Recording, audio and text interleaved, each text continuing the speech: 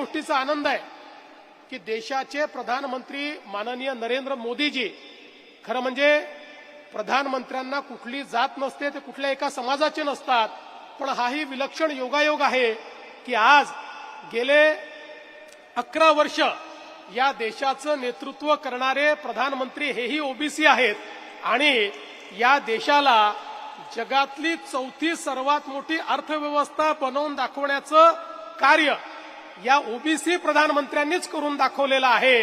हे देखील मला असं वाटतं अत्यंत महत्वाचं आहे. आणि म्हणूनच ओबीसी समाजाच्या संवेदना समजून घेत मोदीजींनी जातनिहाय जनगणनेचा विषय असेल तो पूर्ण केला. इतके वर्ष आमच्या ओबीसी आयोगाला संविधानातच स्थान नव्हतं, त्याला संवैधानिक करून सगळे संवैधानिक अधिकार प्रदान करण्याचं काम हे मोदीजींनी केलं.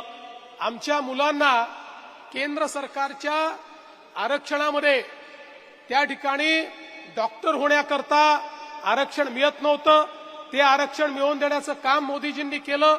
वेगवेगळ्या ठिकाणचे 7 असे महत्वाचे निर्णय आहेत की जे मोदीजींनी या ठिकाणी घेतले आणि त्यामुळे आपल्या राष्ट्रीय स्तरावर ओबीसीचा बोलबाला झालेला आपल्याला पाहायला मिळाला.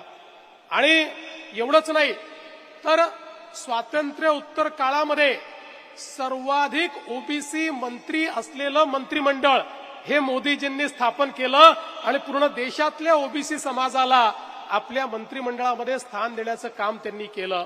आणि म्हणून मला या निमित्ताने हेच सांगायचं आहे की या समाजाच्या प्रती आमचं कमिटमेंट आहे